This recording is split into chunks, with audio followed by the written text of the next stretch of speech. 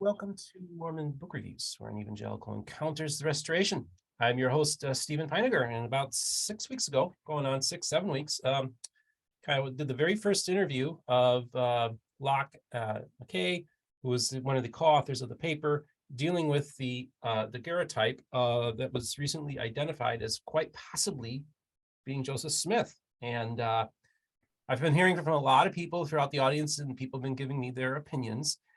And the other day, about a week ago, somebody reached out to me. And this gentleman, his name is Shannon Tracy. And you basically reached out to me because you felt like you wanted to be able to weigh in on this, because Shannon, since the mid-90s, has been involved in different projects dealing with reconstructing the anatomy of Joseph Smith, and in particular, his face and his features. And he developed technology in the 90s, and it's really fascinating stuff. And he says, Steve, people want to hear from me. They've been asking me, and I wanted to come on your venue to talk about it.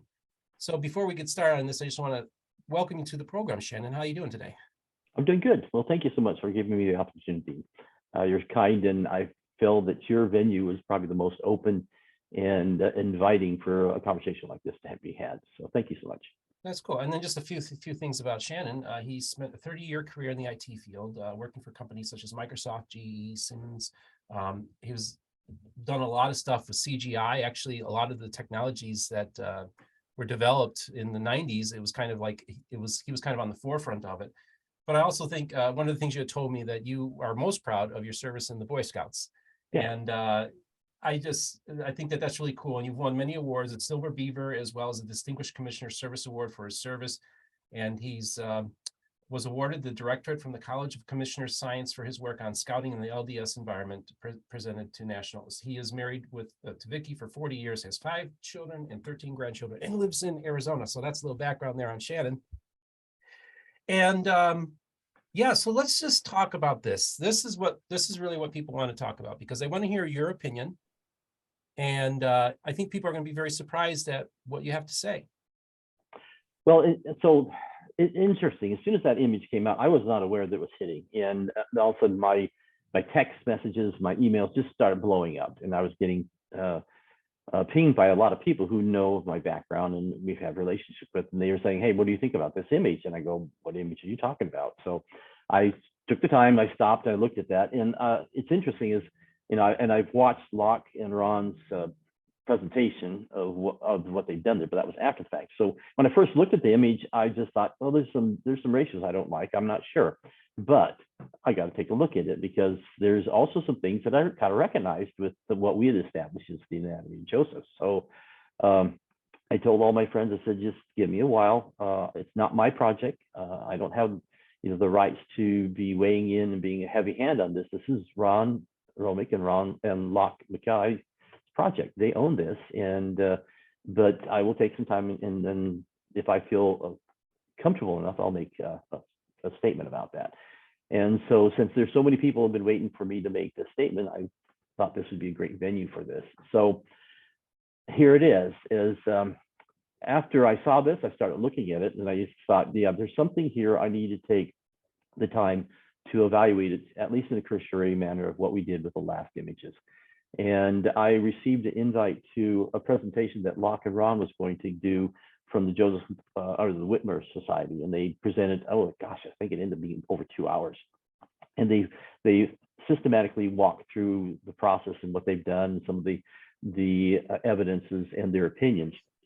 And it became very apparent to me that they were using a lot of the same observations and areas of examination of the death masks and the images that we knew when we were working on the first project were elements of Joseph's anatomy. And so the more that I watched what they were doing and examined that, and then also in my cursory examination, I came to the conclusion that there's something here. This is, it has a couple things that other images that I discovered does not have. It has a much stronger provenance, being able to trace that locket through female members of the Smith family, and then through members of the Smith family until it came to the gentleman who owns it now, and then to Locke and Ron. So I have to just tip my hat and say kudos to Ron and Locke for doing an amazing job, and they're still working on that. So I feel that they need to be made given the space to be able to finish their research, and they don't need me to weigh in on it any more than what I'm going to do today. But that for me, and that's from the research that we've done over years and examining the images or the image of Joseph, there are certain things that are baseline that will never change. And from that, I have a very comfortable feeling that they need to finish this examination, and I think there's something there. The good thing is this image is a lot cleaner. It's a little bit newer technology than others that I've seen, and so it gives you more details to be able to examine. And so the important thing is there's a couple things that we have looked at for the image, and death mask is one of those that doesn't change. And when you look at that, and if you look at the death mask, and this is one of the ones that we used on our project, the first project was called In Search of Joseph. Probably the most important thing you can do when you're trying to examine the death mask as a forensic item is don't look at it as a face. Turn it upside down and look at it like this. Let the light cast itself and examine the details, because then you start focusing on the details that are found there.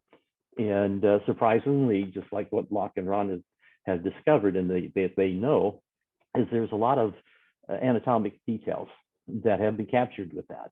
And in any forensic study, to use information, you need to make sure that you are open to observations.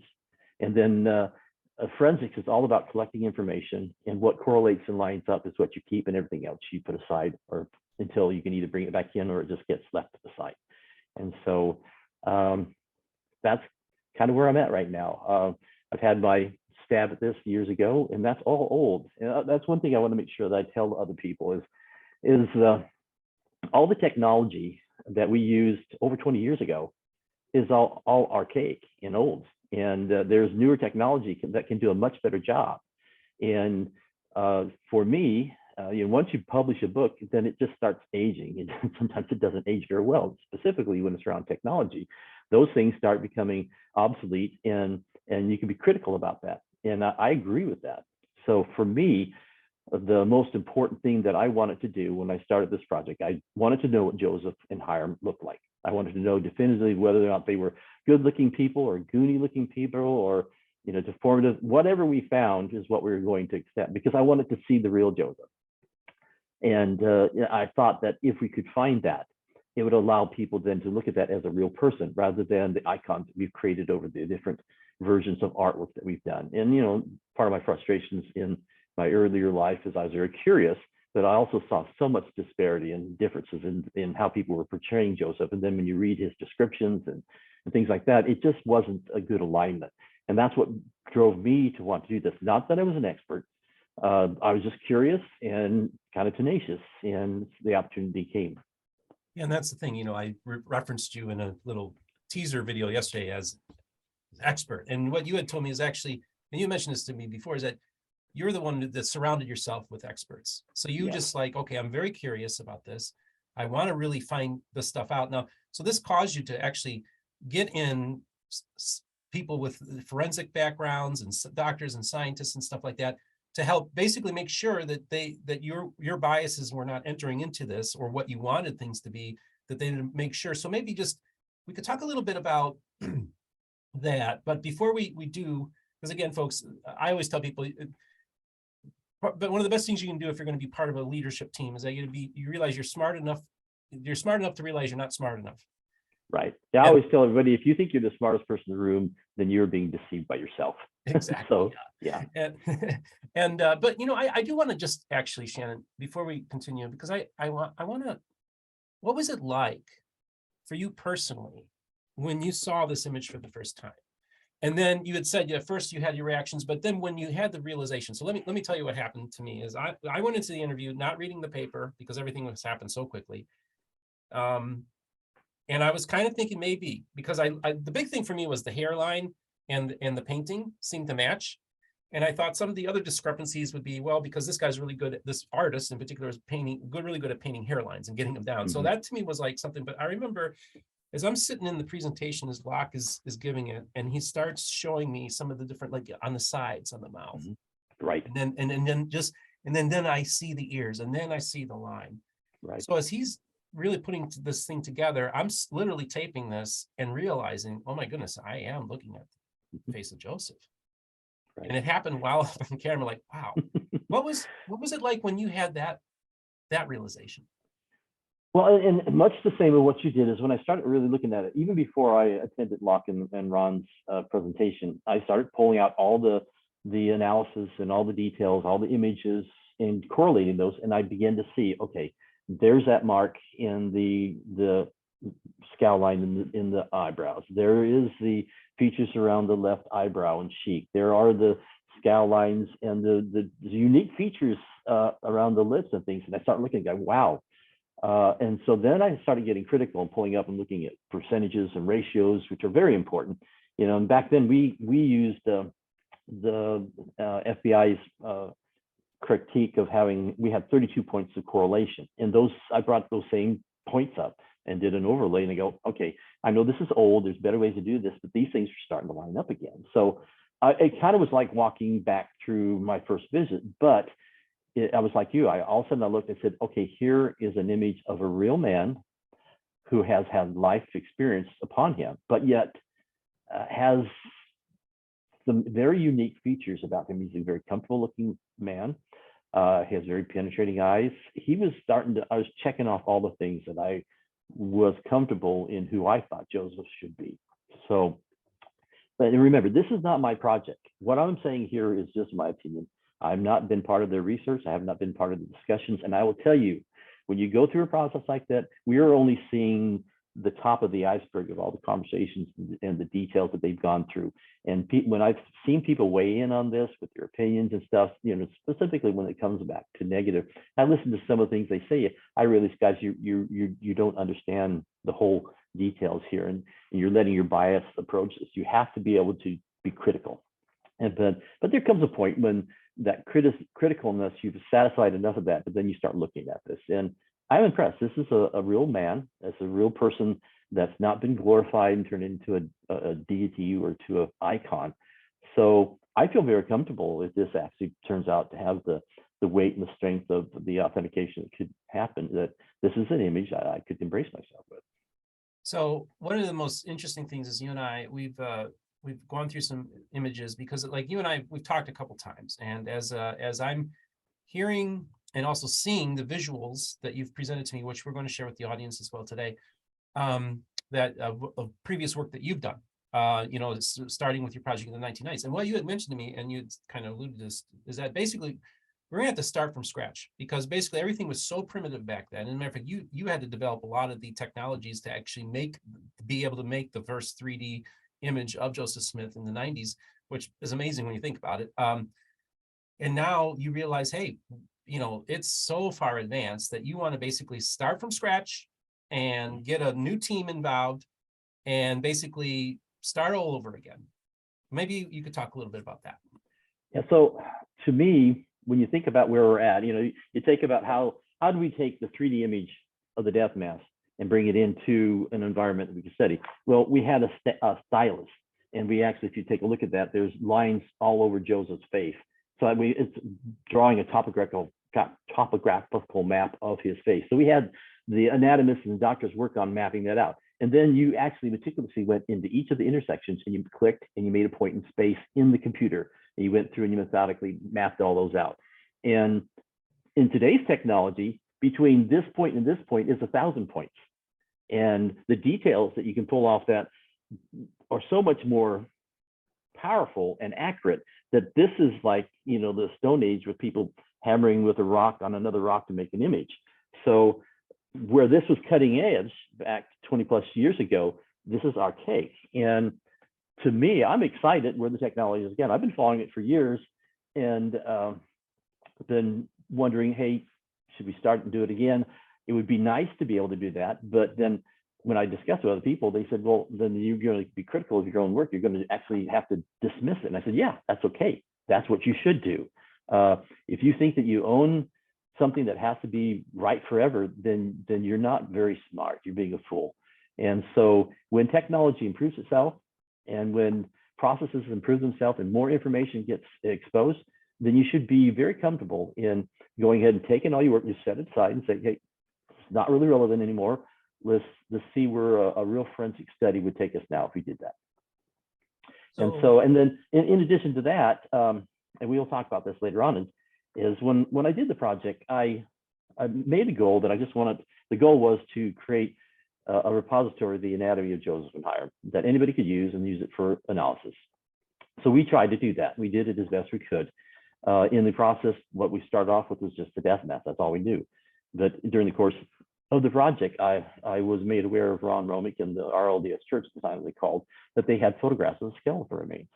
And they were looking at trying to work on authenticating an image. But I was focused on those, the photos of the skeletons, because I said, there is something that's missing. If I had that, we could apply that and try to bring them together, make a marriage of that, and create better, accurate 3D models. So that's where something that I was very interested in, and we'll talk a little bit about those images. And so, but where we were at right now, we were scanning in 2D images and trying to create them to where we could overlay them with the death mass that we could bring into 3D and rotate that into the position that we could align it with the 2D images. Well, today, because of AI and technology, we can actually take those same photographs and we can use the artificial intelligence and the power of the computer and extrapolate those into 3D models. Because we have more than 3 different views of the same information, the computer can plot those off and say, hey, let me make you a 3D model, what that should look like. Now, you take away all the opportunities for errors and judgment out of aligning a death mass against the 2D image of that information. That's powerful. That to me is enough of a reason why to start over and throw everything away. Because if we could do that and it's successful, and then we're still looking at the technologies and the people that are experts in this to do that, then that will really help us then build up from the skull through the death mass, in also applying fleshy contours and depths and muscle tones, and with technology where they can do and actually build without any other references and say, this is what the forensic science tells us should be on this skull and aligned up with these death masks. Of course, obviously, you have to bring doctors in, you have to bring in experts that will tell you what are the impacts of the trauma that happened during the death of these 2 people that need to be accounted for in the death mask. But there are a lot of contours, part of the anatomy that doesn't change, that really helps you fill in the gaps between the skulls and the death mask. And so my goal is, if we do get this done, and there's a reason why we're doing that, is then all that information will just be given and say, here, use this however you want.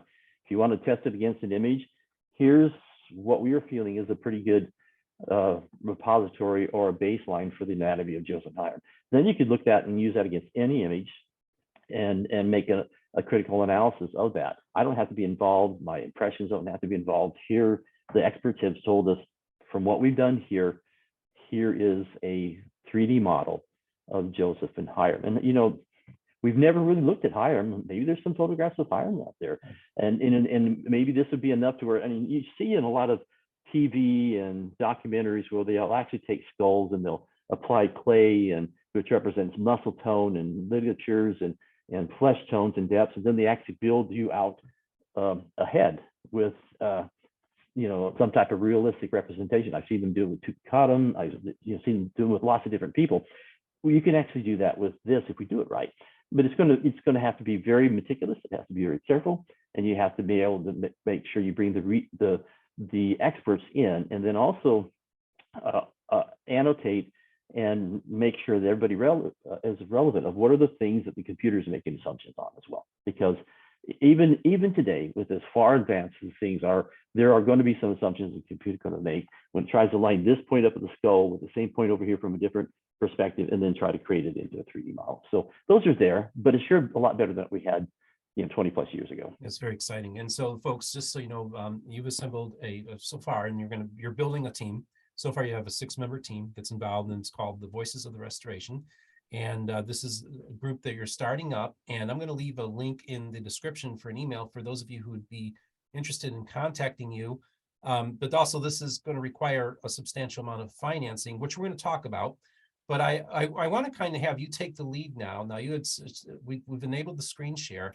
I want you to share with the audience the work that you did do and really the groundbreaking work that you did. And also we can also maybe talk a little bit more about the skulls, because you actually were the one that kind of identified that it looks like the skulls were misidentified, and you were going by what other scientists were telling you, forensic people, because you even asked them.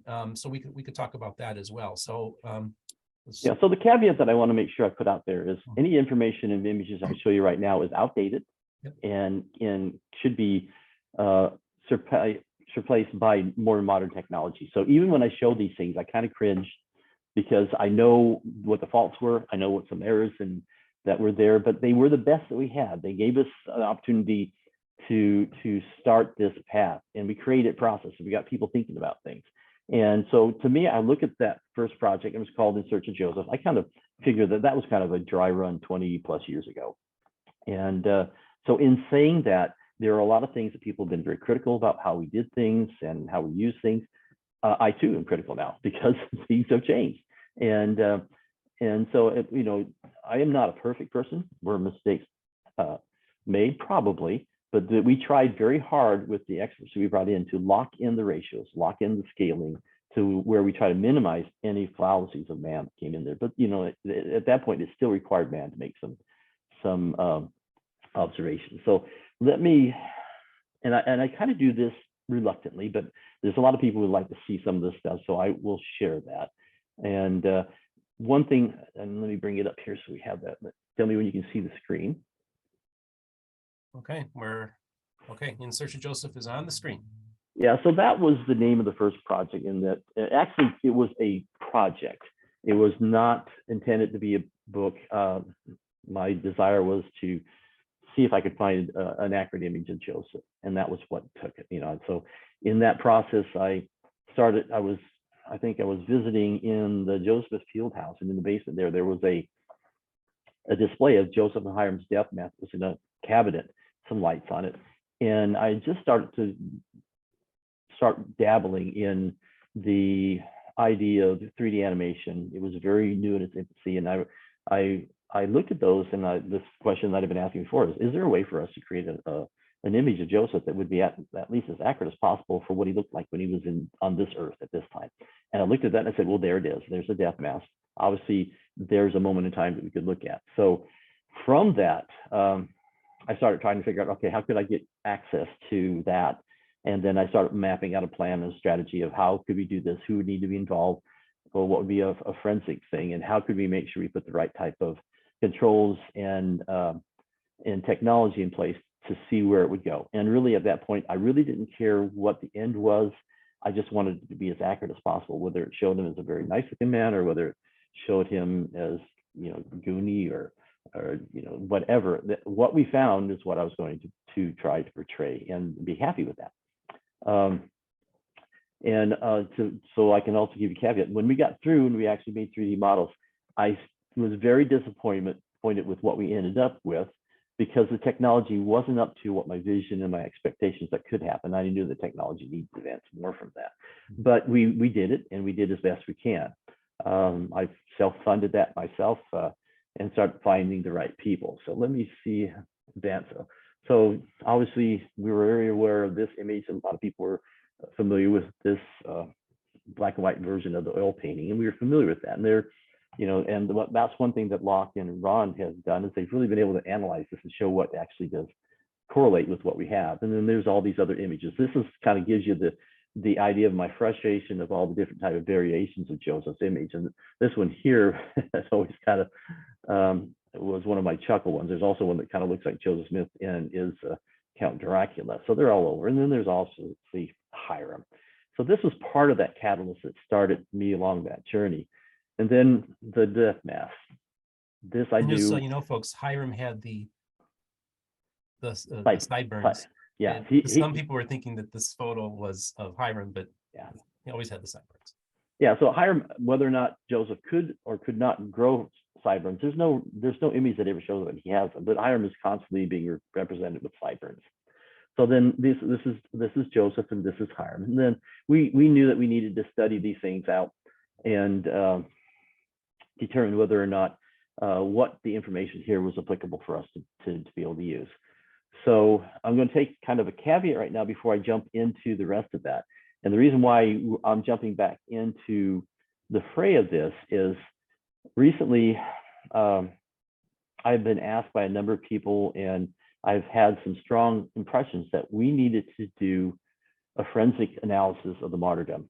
When I was doing this project and other projects, we were exposed to a lot of information that was forensic in nature about the martyrdom. And I started collecting that and putting those things together. And I actually started mapping out, in my mind, a map or a journey of how could you forensically examine the martyrdom, and how would I do that, and what would I need? So I already started putting that together and started putting information, which also meant that I'd been out to Nauvoo and Carthage. I was given a very unique honor where they allowed us to spend a couple of nights in Carthage Jail and map things out, measure things, and capture information that would be eventually helpful for a forensic analysis. So the reason why I'm taking a break right now is I kind of wanted to introduce why I feel it's important for us to do this again, because we would like to create more accurate 3D models of Joseph and Hyrum to be able to be utilized in a forensic analysis of the martyrdom.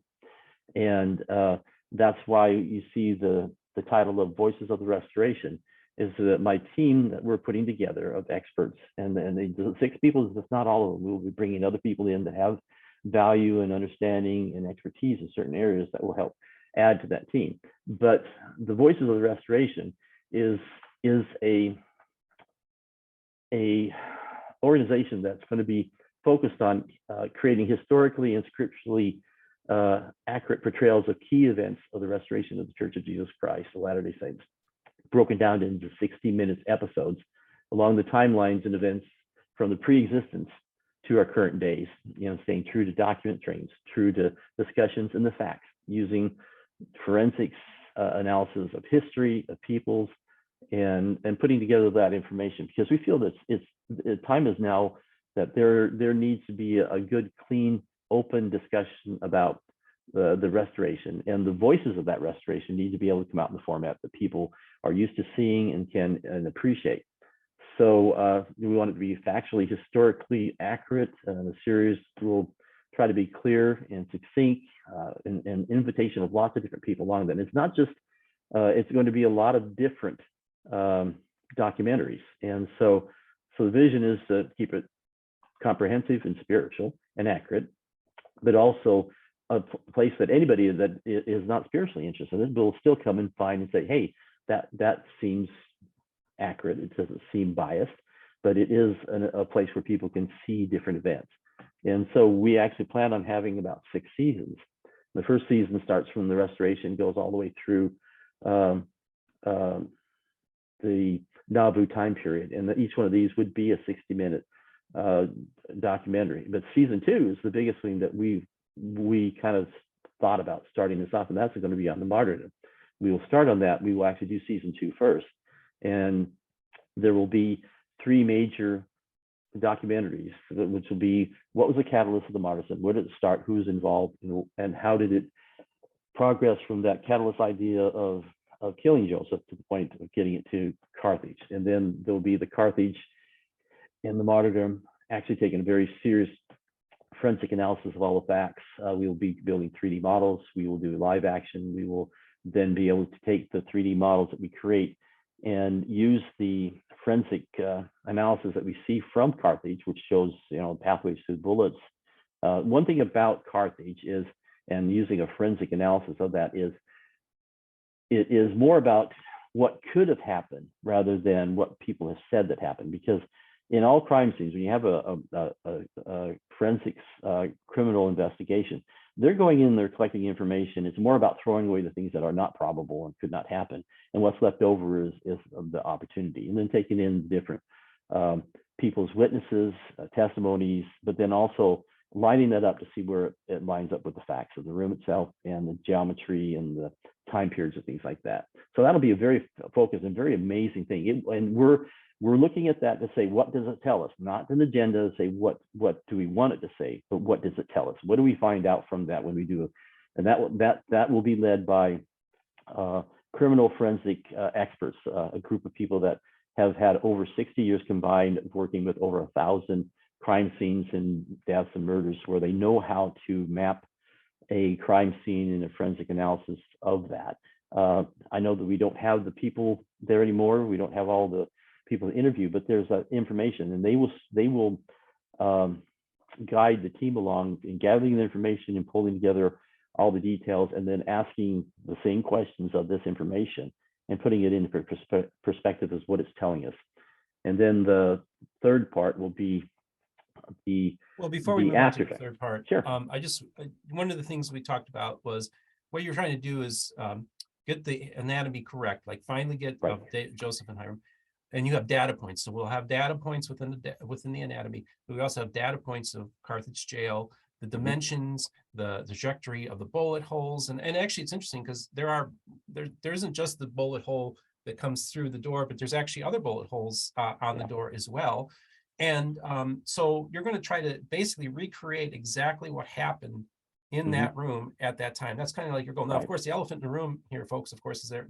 And I don't know how much you want to talk about it, but of course, we had that movie, Who Killed Joseph Smith, that came out earlier this year. I had Justin on, the director producer of it, and he's been on my program a couple times. And basically, once this whole project is done, you're going to make this information available to people. So even Justin can look at the data. You're not, and he can weigh in on that kind of stuff as well. So I think one of the real critical thing is when you try to have actors reenact things, you don't know if you're actually being accurate enough. So if you create an accurate 3D model of Joseph and Hyrum, and then you also then line up from the coroner's report, the locations of the different wounds, and then you can actually start from the different positions of where bullets went through doors or went through things and analyze to see how accurate that is. And are they still representing the truth and facts? What you can then start doing is taking the 3D model and then taking the description of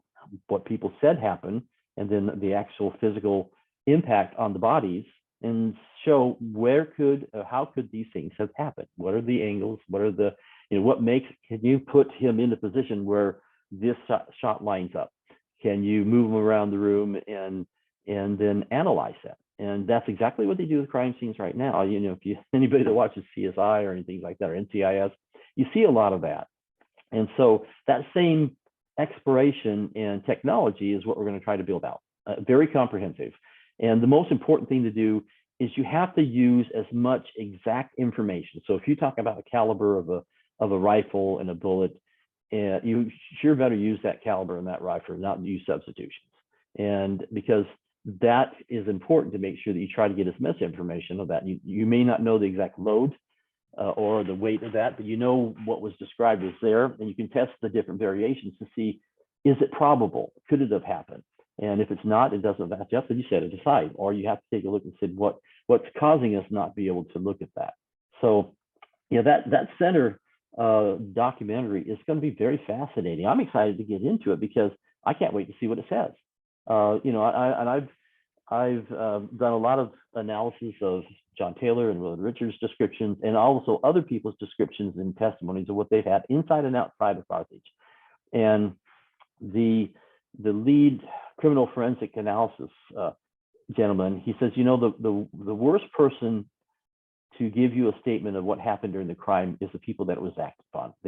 They're not always the best, they're being acted upon, and there are a lot of times where the mind shuts down or they just don't say everything else, and so the mind hates vacuums, and so it'll fill in the vacuum. And what happens a lot of times is when other people start talking to them, it starts filling in the story, and things get entered into that. So the sooner that you can talk to these people before they start talking to other people is the best. And if you ever notice that the crime scene people, they want to isolate both the witnesses and the people who are acting on it and start getting their information as soon as possible.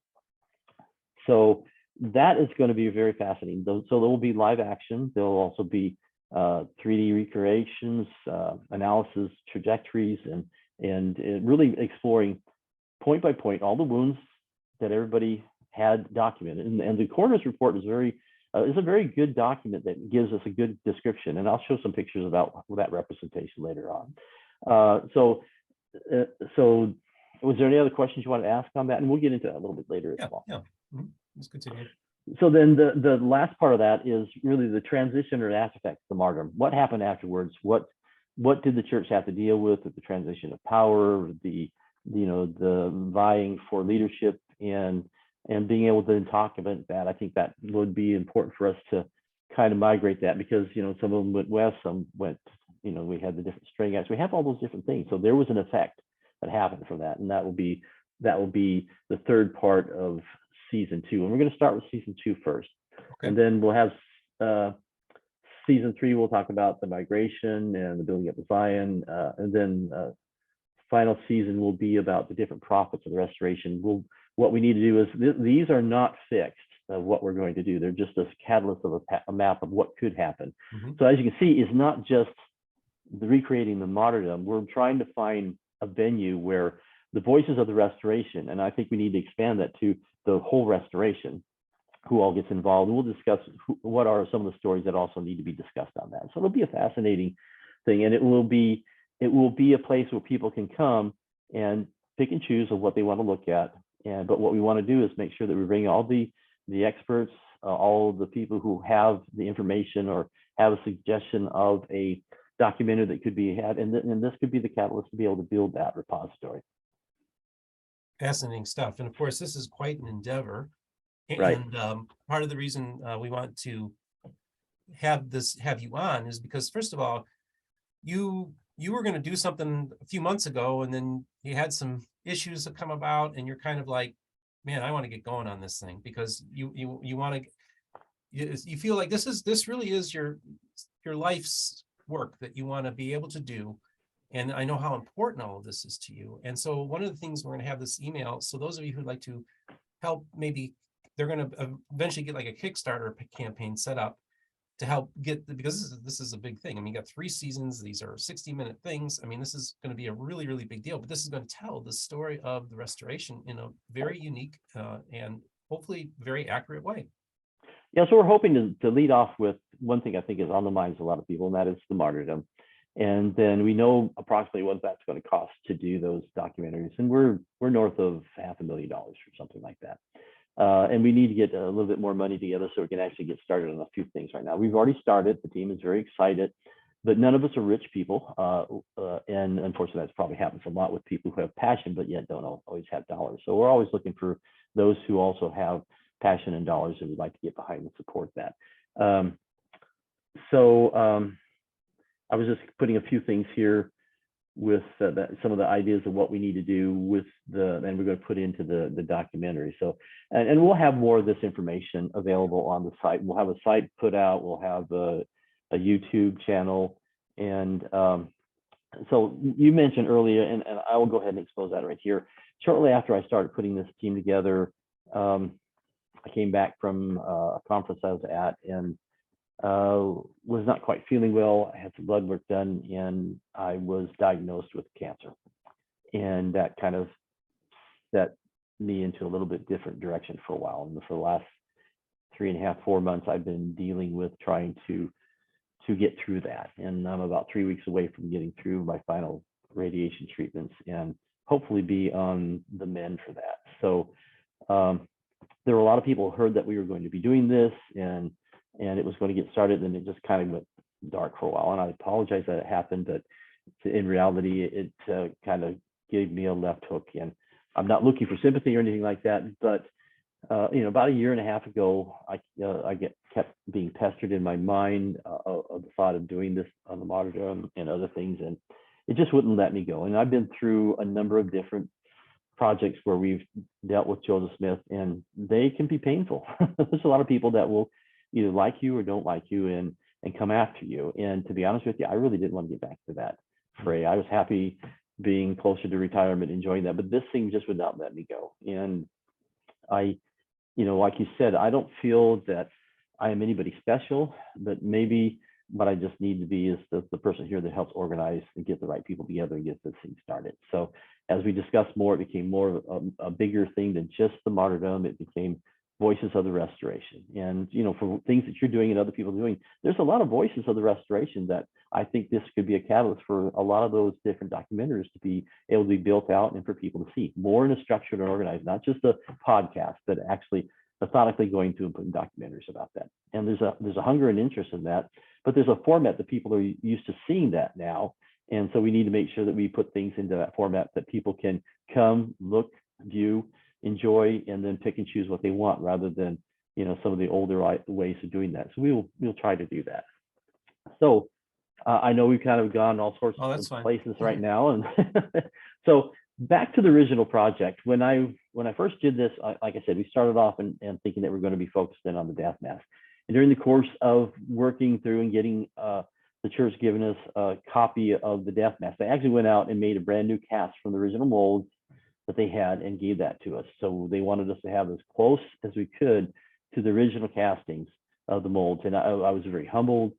Glenn Leonard was responsible for putting that together, and he presented that to us, and we were along that process. And when I was talking to him one day, he made a mention. He says, you know, you may want to talk to a gentleman by the name of Ron Romig, and he's an archivist, or is the history museum there at the community, or the Arnold Baptist Church, it was called at that time. And he has some photographs of the skeletal remains of Joseph, and he's working on trying to see if he can figure out a way to use that information to possibly authenticate the daguerreotype that they have.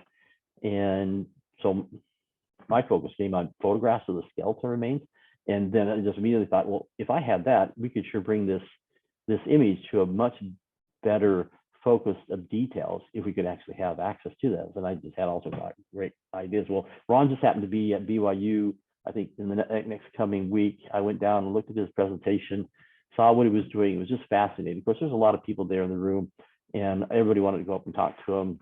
And I sat back and waited for everybody else to leave, and I approached him and told him a little bit about my project. And he actually was very open and interested. And I said, you know, is there a way that I could get access or a copy to the photographs of skeletal remains? And he said, well, I don't know, but he'd go back and figure it out. And we mapped out a way that maybe we could work with each other and help each other with the different projects they had. And the idea was, is if we could really get an accurate repository of the anatomy of Joseph, then a lot of things could be utilized from that. Mm-hmm. So he went back and he was successful in getting me access to the photographs of the skeletal remains. So the history behind those photographs starts in January 1928. The homestead there in Nauvoo was in danger of being encroached upon by the Mississippi River. They just built out the Keokuk Dam, and the waters were encroaching on the property there. And they were afraid that Joseph and Hyrum's graves could be swept away or be underneath the water. And since they didn't know exactly where they were at, they needed to go find them. And in 1928, a gentleman by the name of W.O. Hands was given the quest to go out there and locate the graves, and if possible, uncover them and put them into a better location. And so this is an old picture of some of the work that they did. The government put this bric-a-brac, or this rock, around the Mississippi River to try to keep the encroachment of the river from the Smith homestead. And this is the original home that Joseph lived in most of his life. If you look at the one area on the right there, that's the area that he lived in. The part on the left was an area that was expanded upon after his death. So he really lived in a very humble home up until about a year and a half before his death. So then this is an aerial view of that same area, looking, I think, from one of the upper bedroom windows of the homestead house. And this, you see, there's Emma's grave marker. These are other family members. I'm thinking there's probably Joseph Sr., his wife, and maybe some of the other brothers. So in this whole area was the burial grounds of the family cemetery. So this is an area that they want to look at. This is a picture looking at Emma's grave marker in perspective to the homestead. They immediately interviewed people that are out there, and there still was some people who remembered that there was an outbuilding, what they called the spring house at that time, that was lower and closer to the river. And you see up here, here's Emma's grave marker. So these guys are down by the river. They actually dig around and they find a foundation, and they start digging it out to see if they can find the remains, because they knew that they had been buried in the basement of an outbuilding. And the more they dug, they got down to undisturbed ground, and they did not find anything here. They found that the water level was up.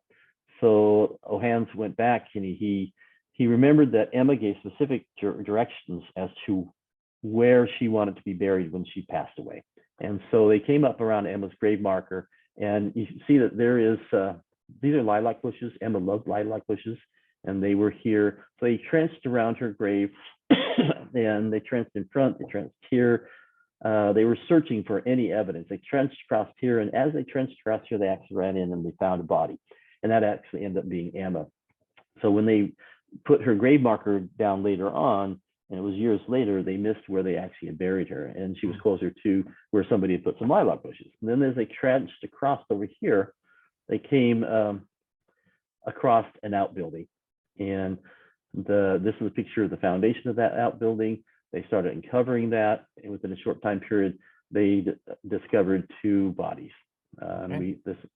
So the first body that they uncovered was this one here, which we call the more intact skull, and then this one here is the less intact skull. And these people were not historians; they weren't very accurate.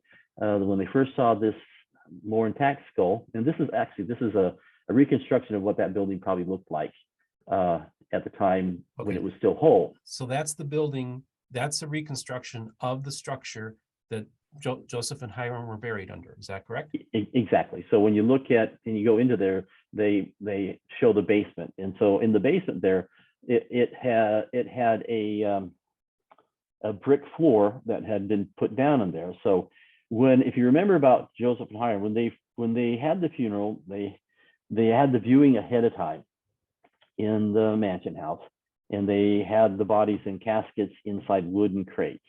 And then they closed the house up, they boxed up the crates and put a top on it. But what they did is they removed Joseph and Hyrum's caskets and they put them upstairs in one of the rooms in the mansion house. And then they filled those crates up with weights, and those were escorted up to the funeral. And those were the crates were buried in Joseph's tomb that night. And so they were afraid. The reason why they did it, they were afraid of the bounty that was on Joseph's head, that people were going to come and try to disturb the grave and cut his head off and try to get the bounty on that. So later on that night, Emma had people that were trusted come over, and they took the caskets out of the mansion house and took it across the street to the south, where they were in the process of building the Nauvoo house. And they had the foundation was built up mostly around there. They went inside the foundation around the northern western area, and they dug out an area, and they put Joseph and Hyrum into the ground, and they buried it up, covered it up, and spread lots of stuff to make it look like it was undisturbed. And then a big, huge Mississippi rainstorm hit and just kind of obliterated the evidence of that. And those bodies stayed in that position location for quite a while, until they actually started building the Nauvoo house out some more. And then Emma was concerned that the bodies would be stuck in the basement of the Nauvoo house. And so she gathered a number of the same people that were placed the bodies there. They uncovered them, they brought them over across the street and put them into the basement of this area, and put the 2 caskets down, and they took up the floor, dug out enough, put the caskets in there. But before they did, they actually opened up the caskets and examined the bodies. And this will be the second time that we actually have somebody giving us impression of what the bodies looked like before they are consigned to the grave. And one thing that's really important here is Emma took the chance to take and get some cuttings of Joseph's hair, but they also made a comment about Hyrum. And then when they looked at Hyrum, a statement was made that his whole face had fallen in on itself. And what the doctors say from the description is probably what happened is the fleshy contours and all the connective tissue has started to disintegrate and rot away, and that which was holding those together for the making of the death mask was now compromised and had fallen in. So the major structure of his face was compromised, and it was a deficit there. So that also helps us understand what are we looking at later on in the skulls. Then they took them up. They took the skulls, and there are a lot of people that get disturbed when I show these, but this is what they call the more intact skull. This is the first one that they looked at. One of the persons that looked at that, they said, well, this must be Hyrum because there's this break in his face here on the right side, and he was shot on the right side. So this must be Hyrum. And then they looked at the less intact skull and said, oh, well, this must be Joseph. He must have fallen on his face when he fell out of the window, and it broke all these bones up. And then they took all these pictures, and this is fascinating that they actually took the pictures. They didn't put them in anatomically correct, but we also have, if you look, we have 3 different profiles. We have front and right side, front and right side, and then we have the back of each of the skulls. And what they did then is they left the rest of the bones in the grave where they're at and prepared a new grave site for Joseph and Hyrum. And since they had unearthed Emma's remains, they went ahead and created a location for her as well. And they took 2x12s, they pounded them together in a form of a box for each one. They lined them with somebody says it was silk, but it was some type of white cloth. And then W. Hands says that he meticulously repaced all the bones in as close to anatomical structure that he could. And then they pound 2x12s on top. They had put sand around there. They had concrete underneath there. And then they poured a new fresh cover of concrete on top of those. Now, so you know, folks, these are the only photographs of the mostly intact, full skeletal remains of all 3. And I just want you all to maybe ponder and look at that. That's what we have. So we don't have, they weren't, you know, forensic scientists back then. They didn't document the rest of the skeletal structures. Right. But the one thing go ahead. I was going to say is that this is the things like what a lot of people don't realize is that apparently there was a misidentification of the skulls.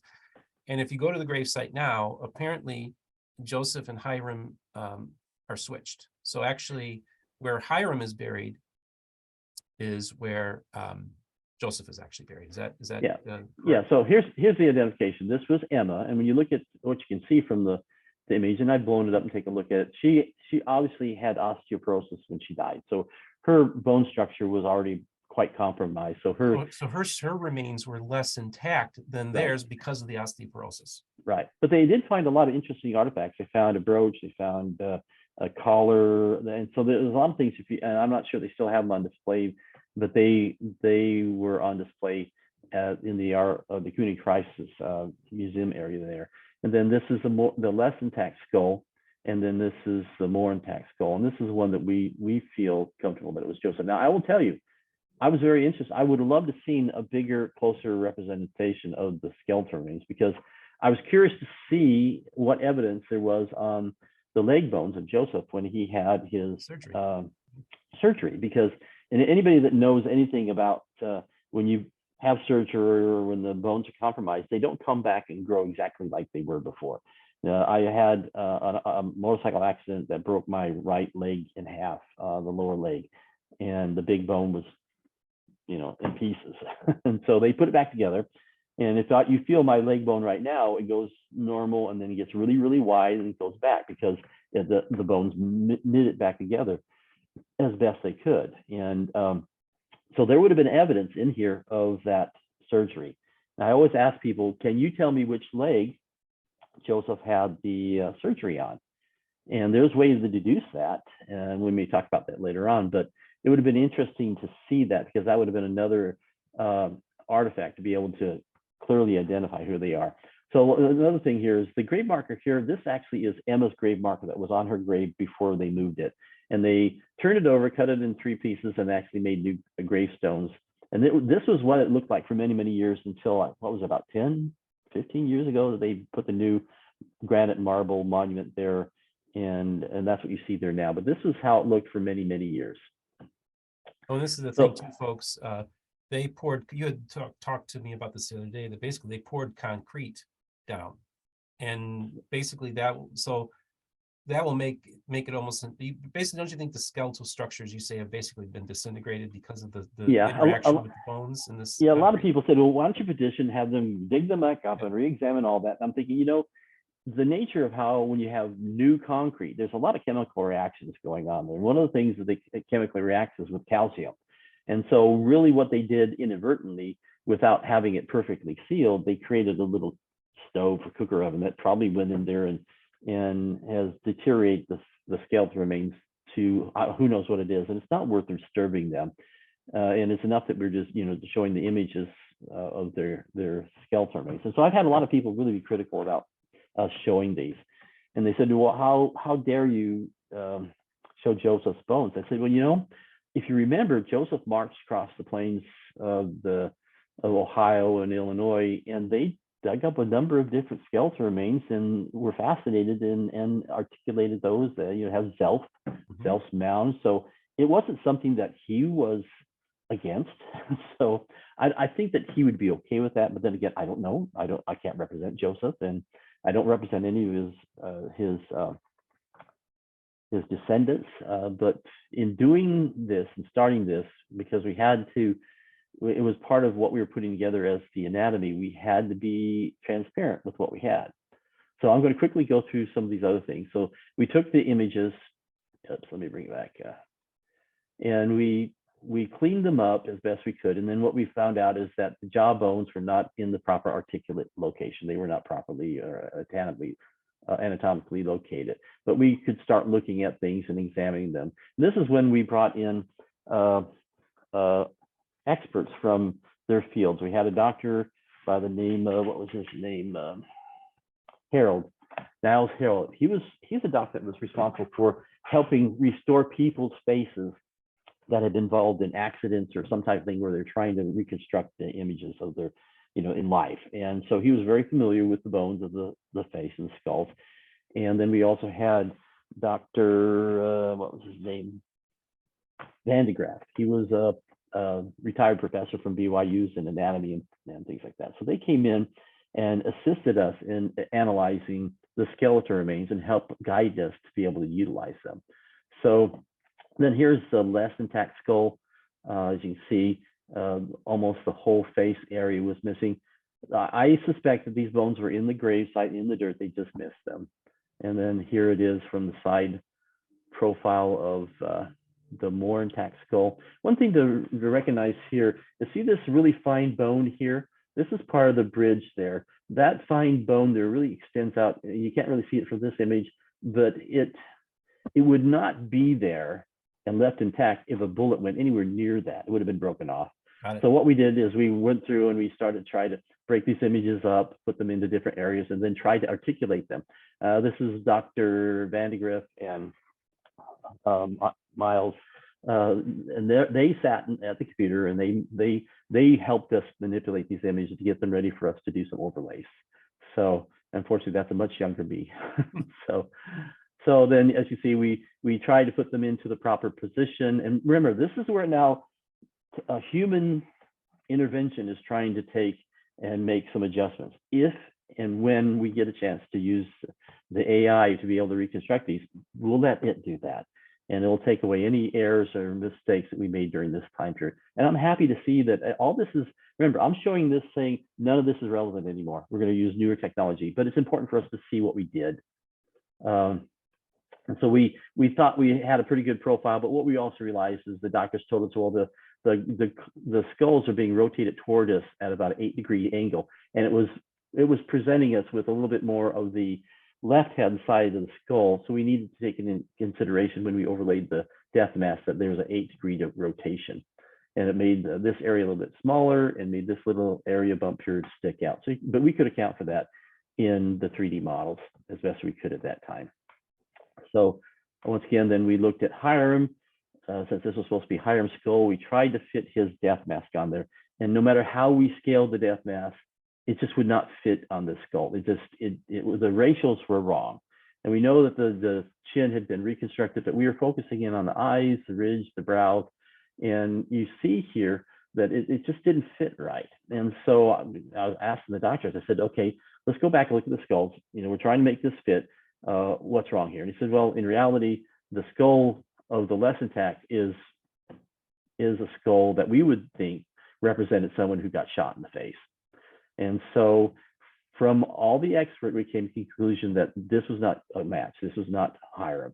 And that, so then we came back and we put Joseph's skull with slight rotations on the skull, on the death mask. And it quickly came into alignment that we thought we had a match here.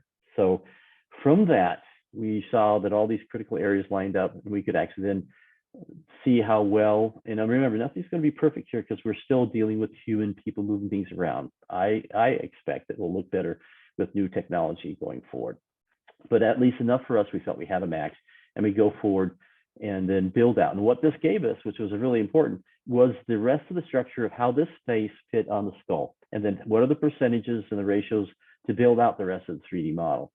And so from that point, then we brought Hyrum's death mask against this skull as best we could put it in, and obviously we had some deficits we had to deal with. But then we felt very comfortable that this one did match with the contours of at least the forehead and the eyes, and then we could use that. Now, the next picture I'm going to show you is very important about the skull and the shot. This is the underneath picture of the more intact skull, which we identified as Joseph. There are some very delicate bones up here at the bridge of the nose here, that if he was shot here on the left side, it would have shattered those. And if you know anything about blunt force trauma, when you're hitting the skull does a different type of a trauma than a bullet. The blunt force trauma will push things in, and but a bullet will also push things in and also give an overpressure and blow things out. Where the skin will hold it intact, but all the fissures of the bones that make up the jaws and the skull, those could be fractured. And so that the doctor says that would account for the damage that they saw in Hyrum's face when they dug it up the last time and saw that the face had fallen in. And they looked at this and they said it would be highly improbable that this skull had received a shot to the head. Now, we'll talk a little bit about the trajectory of the shots that went through Joseph. So then also, when they first looked at the skulls, they identified this deficit here on this skull, saying, well, Hyrum was shot on the right side of the face, and here's the bullet that went through there. Well, he was shot on the left side. He was shot right here, around about this area, not here. So this is damage that probably happened to Joseph. We know that he was beat upon after he was on the ground, and that, just the normal deterioration and effects of the digging of the grave could have made this area be lost. This information probably, or this bones were probably in the grave, was just overlooked because they were not archaeologists. So I'm going to quickly go through here and talk about some of the areas that we know about Joseph. His death mask, and this things that Locke and those guys are pointing out. There are things about the physical anatomy of his face. His left eyebrow, his left cheek is lower. There are some, they talked about this bump over here on his head. There's also the scowl lines, the way the cheeks determine, and then the face. These all are part of Joseph. Well, a lot of this actually matches up and goes through to the skulls, because you have a lower left eyebrow and a lower flattered cheek. You see these things are lining up and part of, from the bones out, that represent who he is. And so then we did a lot of this analysis, and then we put the skull inside the 3D model that we're building out to see how well it worked out. And to me, I am still very disappointed with what we ended up with. I was never happy with what we ended up with. I ran out of money and couldn't do any colorization or texture mapping, but this is the team working together. This was a 3D animation team. They were relatively new, but they were leading the field in digitization and human anatomy. And I met with them, and we paid them some good money, and they were just starting off, and they were happy to have it. And this is actually in the basement where they had their office, and they had their computers. And this is kind of what we're, some of the analysis that we worked with on the team. Fun times. And then as you see here, this is where we would take this apparatus and map out and get the 3D models in there.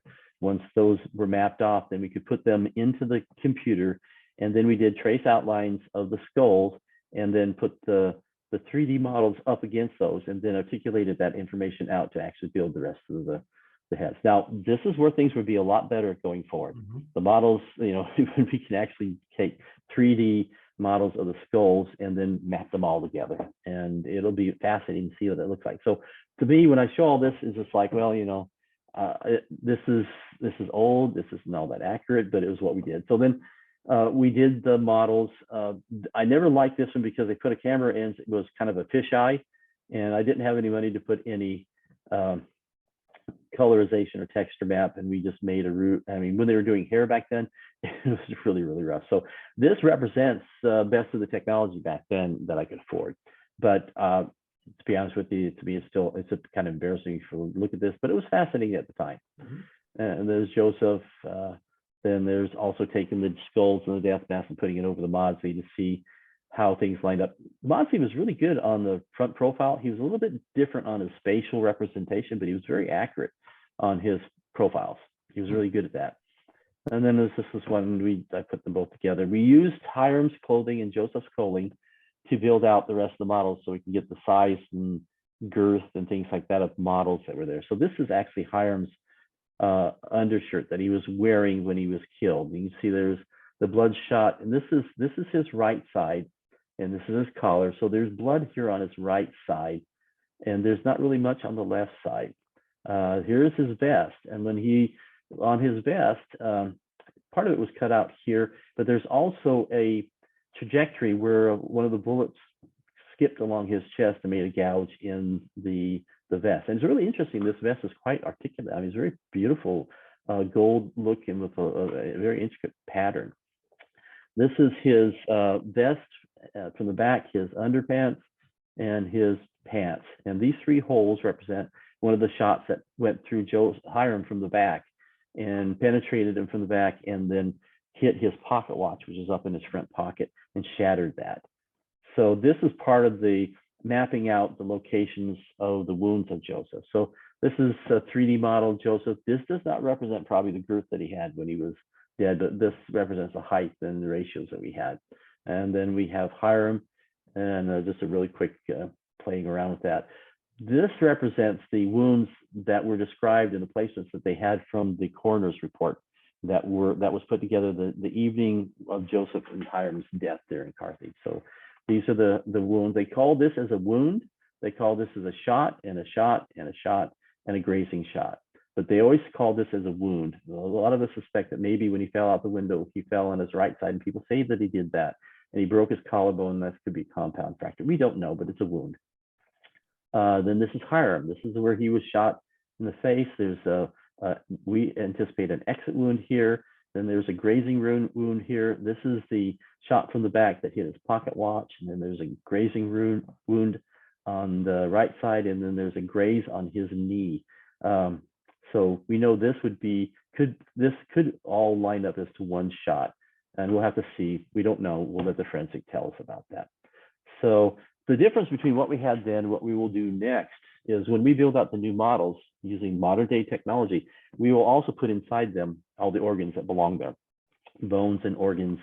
So it'll all be placed there. So when we actually map the path of the shots that go through there, we're going to tell you what was impacted, what was what was going on, not only with the exit and entry holes, but what inside was being disrupted.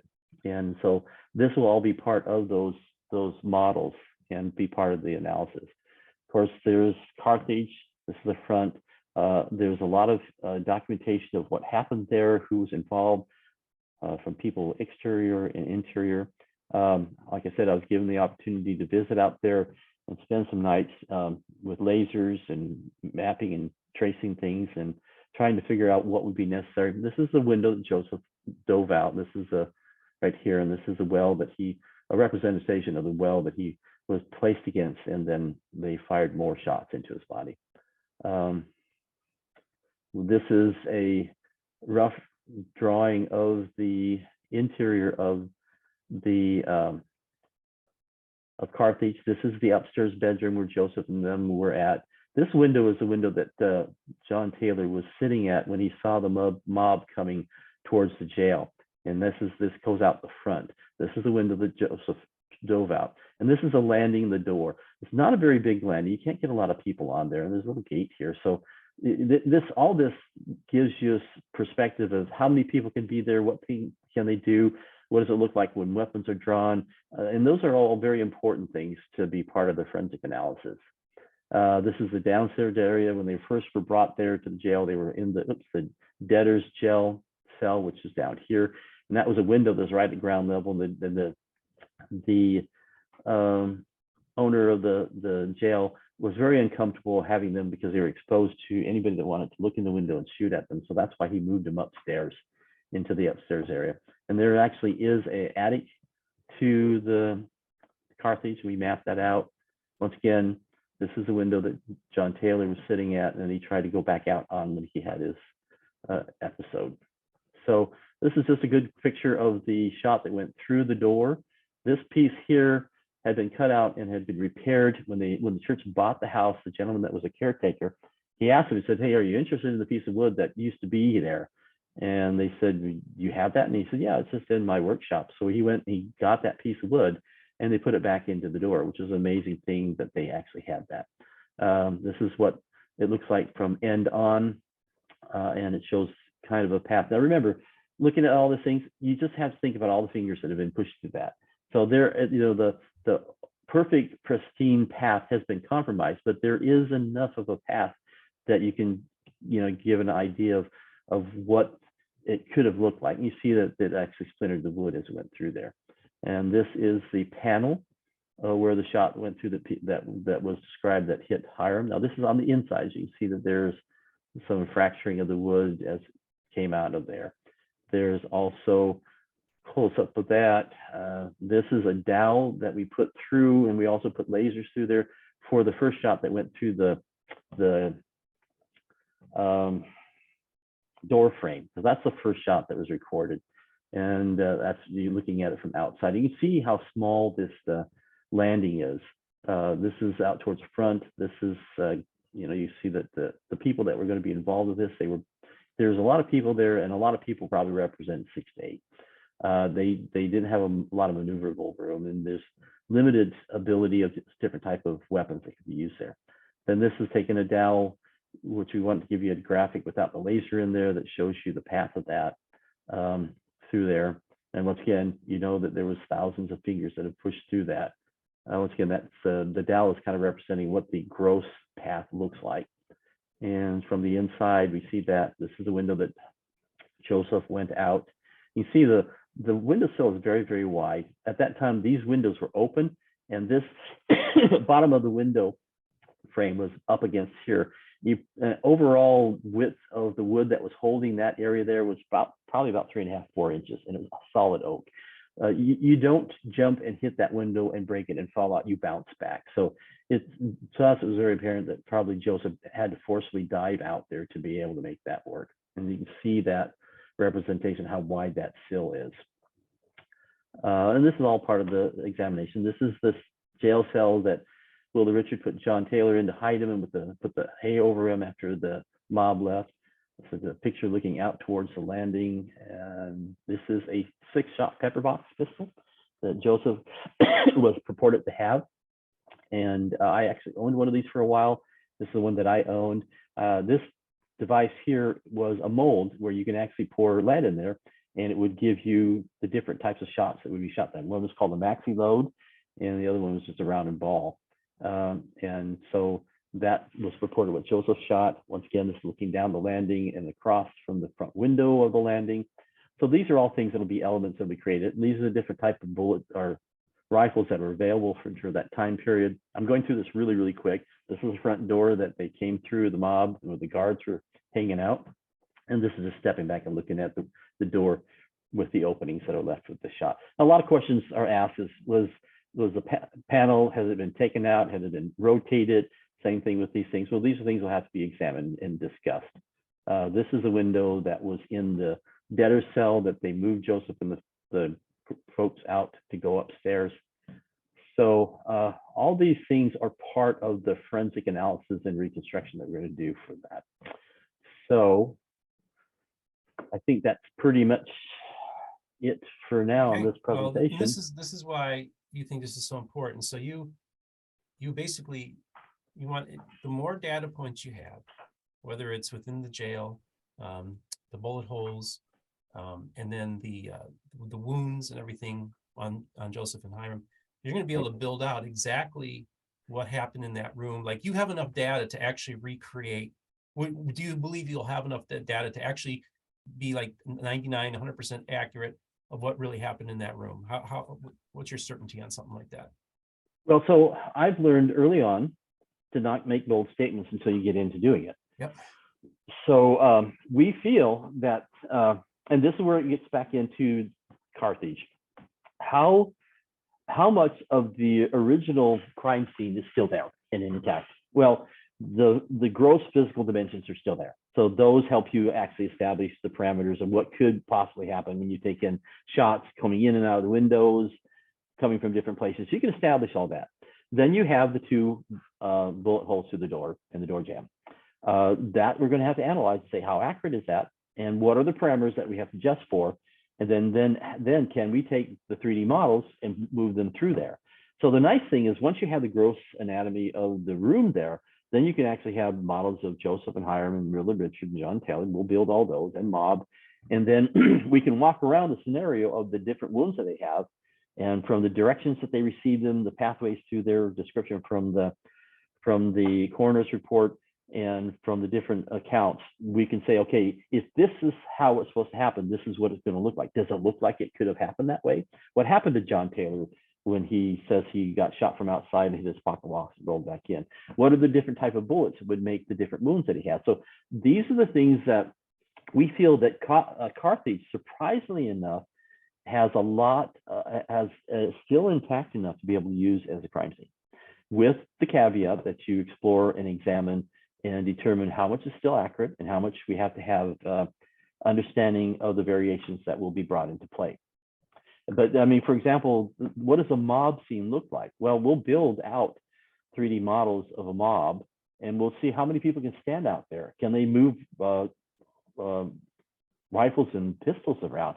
Was it a rifle that shot through the door, or was it a pistol? What does it tell us? I mean, you know, I've taken a rifle, decided was there, and tried to shoot it through that door, through the panel. You got to put it like this. You have to actually make some really interesting gyrations to make it work when you look at the different angles that are there. So, you know, these are things really examined. So all this was part of some of the forensic analysis I started years and years ago.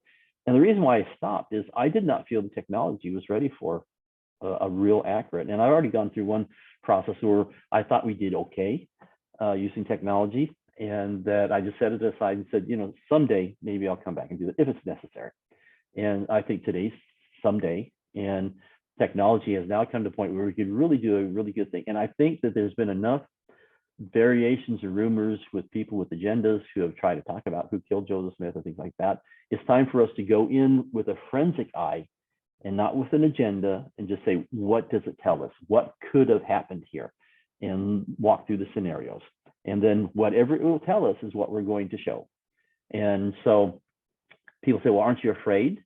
And I said, well, why should I be afraid of the truth, the facts? And so I'm open enough, and I trust science to be able to tell us what's going on. Will there be some surprises? Some things we'll discover that maybe are a little bit different than the words of John Taylor and Willie Richards? Well, I expect that to happen, because even the forensic crime team says those are not the most accurate representation of what happened. They are helpful, but they will not be the most accurate because they were acted upon. But there are a lot more other witnesses that have statements that were not members of the church, or that were in different areas around Nauvoo, that bring into play some of the evidence is what went on there. You can't just put a bubble around a few minutes of there and then try to invent a story of what things happened. You need to use a true forensic. And one of the things that these forensic scientists, the crime scene forensic people, they've watched the different portrayals of that, and their opinion was, and that's their opinion to me, is they're saying these are not real clean forensic analysis. And I told them, well, do you map out what we need to do? And you guide the team. Your job is to guide the team, not me. You're the expert. And just pretend like this is the same. How would you approach that? Well, you approach that by analyzing, getting the facts, but then you also start interviewing people and find out who was involved, where did it start, and going back. And that's why we have the first part of the documentary and all the history. So a lot of people, a lot of facts. You had an interview with a gentleman that had a great background of the what I call the catalyst of that. And, those things should be part of this, because that's what the crime scene analysis would do. They want to go, okay, who did it? Who's responsible? What was the catalyst? And then who were the parties? How did it happen? And how did it, transpire to get to where we're at? So Fascinating stuff. We talked about this, and there were a lot of people that wanted Joseph dead. Yes. And many of them were represented of those groups were represented in the mob. A lot of people in that mob came there with different agendas. Yes, and then most people don't realize there's a lot of documentation that the original intent was to go up there and capture Joseph and Hyrum, who were not supposed to be armed, bring them out to the city square and hang them. So they wanted to make it a public spectacle. So there's a lot of different, conversations and historical documentation of what should have happened and what did happen, and so it'll be fascinating to actually do a real clean or as accurate as possible crime scene analysis of that. But you have to have the right type of people with the expertise, and then you need to be the point where these people guide us and say, okay, we're seeing this, we're putting this together, show me this. And then they'll say, I need more information. This is missing. Can we find it? Is there, records of that? The coroner's report is going to be very important. The clothing, examination of these things. So they will guide the experts and then start analyzing that and helping us put together what that looks like. Go ahead. Oh, I was just going to say, this is really fascinating stuff. We're going to be using the latest technology. You're using AI. One of the things we talked about the other day was literally you could take once you have all the information complete and you're able to do the anatomy and everything like this, is that you would be able to then scan the 19th century photographs and potentially find a Hyrum Smith photo or another Joseph Smith photo, because you would have all the data there. And there's so many other things that we talked about. This technology that you're going to be using and developing and to utilize this is going to can be used for so many different things in regards to all of this. I mean, it's not just about rebuilding the crime scene. It's about maybe finding other photographs. It's about maybe even being able to just do experiments. Like if you wanted to, you could age Joseph, let's say the martyrdom never happened. And I think one of the greatest photos that you could ever put together would be a elderly Emma and an elderly Joseph sitting next to each other. And in an alternative timeline, maybe that photo exists. That's what I find so fascinating. And we got this awesome photo. You're saying, hey, I think this is it. So I think this is really cool what you're doing, Shannon. So one thing I also wanted to bring up here is when we get through building the 3D models of Joseph Hyrum, we will offer that to anyone who wants to take that information, and they can use it to do whatever authentication. We won't hold on to them and say that's just ours. We'll say, hey, they can come to us and say, hey, we think this is Joseph. We think that is Joseph. Well, okay, here's what we have. See what it tells you. I'm not telling you that you have to rely upon that. I think Locke and Ron are doing the right approach, where you do a multiple approach to that. You look at what you have and you identify the structures that are similar. And I really like what they did with that painting. I really kind of dismissed that painting a lot, but once they actually went through there and I started looking at it a little bit more detailed, and we had done that in the past, but them picking up that artist was actually pretty good of capturing some of the things, the differences in the lip and the sizes, and those are all there as well. And those are the elements of the anatomy of Joseph that when you have studied him, you've taken this death mask and you have looked at it extensively, and I've done that, you begin to be very familiar with what needs to be here to be Joseph, or actually to represent this. So it's not, does that have any degree or art to that? No, but there's a familiarity that you do get. And I think that a lot of the people specifically on Locke's team, and specifically Ron, has taken that time to do that. So, I would say those guys are experts because they have studied and analyzed and looked at who these people are. So I feel very comfortable, and I applaud them. Hats off to them for what they've done. They've done a fascinating job, and I respect them for what they're trying to do. And I do not want to be in the way of what they're trying to do. That is their project. It's not my project. I don't belong there. It's what they're doing, and that image needs to have the breath and the air for it to be able to finish on its own without any interference. Exactly. I think that's so, and that's very important. So one thing I want to share something. I want to show you a few things that I think that would be. Now keep in mind too, Shannon, we're having you back on. So we'll do Okay. these images, but folks, just want to let you know, Right. Shannon has some other things that he wants to bring to the table, and he wants to talk about that I think you guys are going to find fascinating. Oh yeah. Okay. Okay, Tell us about this. so this is interesting. This is William Smith later on when he was older, and the original one of this, not with and what we've done is we take this picture and we've used a really rudimental AI to animate it. When I first look at this one, when I look at the original, that's just a picture, he looks really old and crunchy and like the world, he hates the world. But then when I took this image and we just put it through a really basic animation. Okay, it's not working. Okay, There we go. it's jumping around. Let me start it back up again. It brought life to it. And I thought, hey, I kind of like this guy now. And, hey, this is very rude and very, it's not perfect, but it also shows to you some of the genetic anatomy of the Smith family, where certain traits that come out. Yeah. And I thought it was very interesting of this. There's this one of his son. Huh. Now, when were you doing this stuff? What year? Just recently, the last 6 Oh, to okay. So 7 this is something months. you've been playing around. Well, yeah, it's fascinating seeing this. I love when I see this type of animation because it really does. Oh yeah. Yeah. So this is not the best, but this is kind of some freeware that you can go around and play with. By the way, who is that? Just so the audience knows. I can't remember which one of the sons. It's one of his sons. Okay. This is Joseph Smith III when he was a lot younger. Probably not a good picture of him. He had a very elongated. I'd say he took after his mother more than his father. This one here, these are just for fun and giggles. They're not serious reflections, but it just says, okay, seeing a little bit of what AI can do.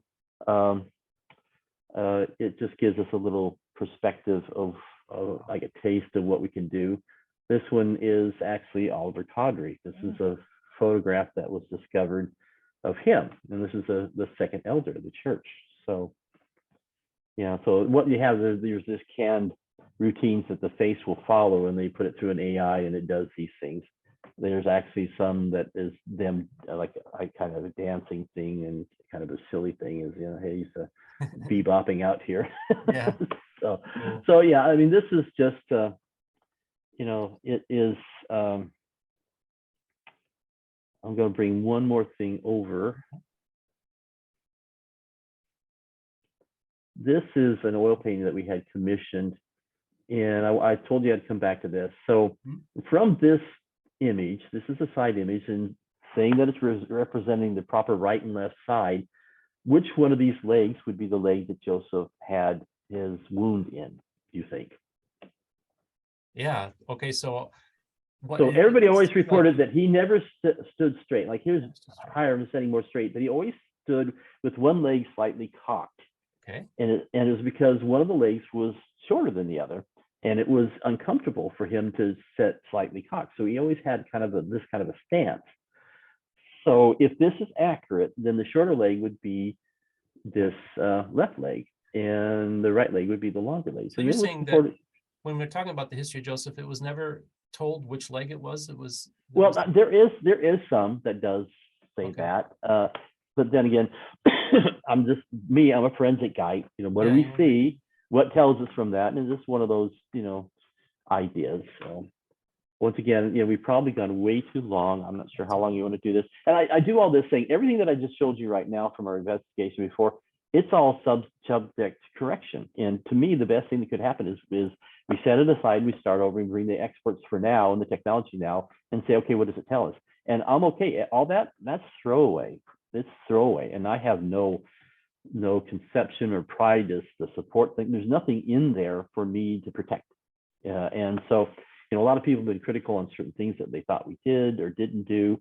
I'm okay, that's fine. And everybody can have their opinion. I know that when we did this, we tried to be as accurate and exacting and not manipulating it as best we could. Were mistakes made? Probably. But when we can go back in with more modern day technology, we can remove more of that. And then it'll be interesting to see what technology can show us now. And so the main reason why I wanted to talk to you is, one, to tip my hat to the Lach and Ron and say, well done, great job. And I think you got something here. You've convinced me enough to take a look at this, that this really could be. And when I look at that image of let me bring it over. Not mine to this one here. Let me share it again. This to me looks like a real person. But yet it has some character of age on him. He's been through a life, but there are elements here that, and if you watch Lach and Ron's presentation, and you should watch that, they walk you through why they feel that this has something. And there are so many elements here that if you've studied his death mask, you study his anatomy, it rings true that this needs to be analyzed and reviewed. So for my mind, and there are a lot of people out there who are probably going to be surprised on saying this. And there may be some people who had been very comfortable with some of the other things that I've done and made statements of. There's another image out there. There's a time where those can be brought forward and they can be talked about. It's not mine to do right now. Right now, we should focus on this image and let it come to the conclusion. So any other questions you have? So the reason why I wanted— the image was reversed. Was that you had the copy? So is this a mirror image that you're doing? I just want to make sure if that. I have to go look and see why that shows that it's reversed. Okay. Okay. So there was no. It just happened. Okay. I just want to make sure because people might see that and thinking that you're. Yeah. Okay. All right. So no, go look at the one that Lach has. Go look at the ones on the front of that. Hold up that book again. That's the one. That's the accurate. Remember, I'm not privy to this stuff. This is Lach and Ron and their project, and they're doing a fantastic job. I trust them to do it right. They're very. I mean, if you ever talked with either of those, they're very methodical, very weighted, even people, and so it's an attribute to who they are and what they've done. And we always talked earlier on, and when we talked about the other projects, and that we anticipated that sometime during the future, other images would start coming out of Joseph as we start talking about and showing that there's more of an opportunity or potential that's there. So it does not surprise me that this one came out, and it's really exciting that it has. And I think it's enough said for me. I don't want to step on Lach and Ron's parade. Probably people say that I'm doing it now, but that's not my purpose. No, so really, you had already done a conference this spring in which you made your presentation about building out this technology. Right. It's not like, and then you had some health issues. This project would have already been going if you didn't run into some hiccups along the way, which hopefully, Shannon, I really want to extend my thoughts and prayers to you that you get well and you win this battle. I appreciate that. And I do care about you. You seem we've gotten to know each other over the last week and a half, and I really appreciate the work that you've done. There's a lot of stuff that you and I've talked about off camera that it's just mind blowing, some of the stuff, and it's really amazing, folks. And one day maybe we could talk about those things too. Yeah. And then we're gonna have you back, man. So if we missed anything today, man, we'll make sure we cover it next time. So before I let you go, was there any final words you wanted to share with the audience? Remember, there's going to be a link if you want to contact Shannon. I'm going to leave his email. And so if you want to help financially support this endeavor, Voices of the Restoration, do that too. So Shannon, you got any final words?